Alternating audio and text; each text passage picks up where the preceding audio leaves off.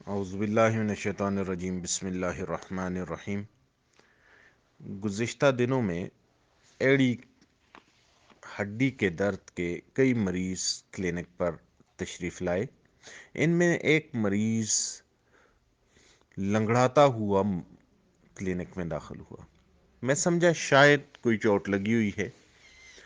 اس نے بتایا مجھے کوئی چوٹ نہیں لگی، دائیں پاؤں کی ایڑی کی ہڈی میں درد ہوتا ہے، درد اس قدر شدید ہے کہ پاؤں زمین پر رکھنا مشکل ہو گیا ہے۔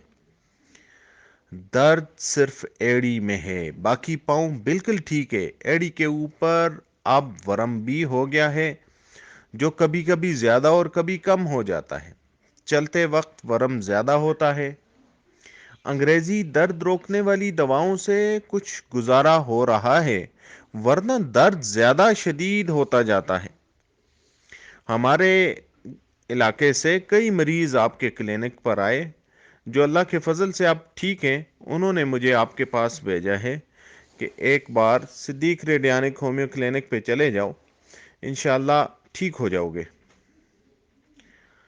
مریض کی تشخیص، اس کی نبض، اس کے پیشاب، دیگر علامتوں اور ہم نے اپنی ریڈیانک مشین کے ذریعے سے کی تو ان سب علامتوں سے سوزشی درد معلوم ہوا۔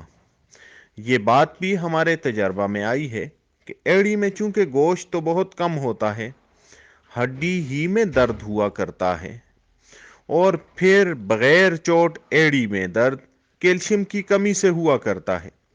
ان مریضوں کو کیلشیم کی حامل غذائیں، دوائیں استعمال کرائی جائیں تو جلدی فائدہ ہو جاتا ہے۔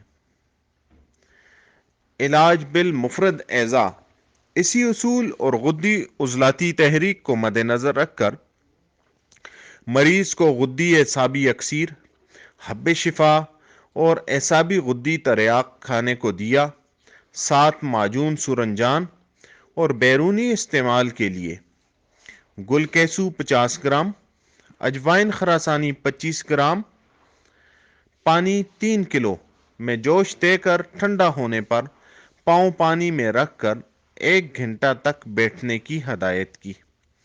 اس ٹکور کے بعد غدی اعصابی روغن مفاصل ہلکا ہلکا لگانے کی ہدایت کی۔ 1 ماہ کی دوا دے کر روانہ کیا۔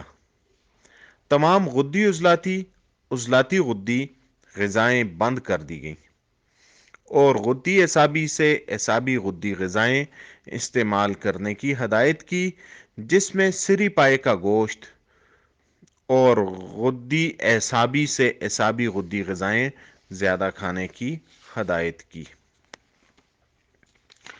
اب 1 ماہ کے علاج کے بعد مریض نے بتایا کہ میں عہدے سے زیادہ ٹھیک ہو گیا ہوں۔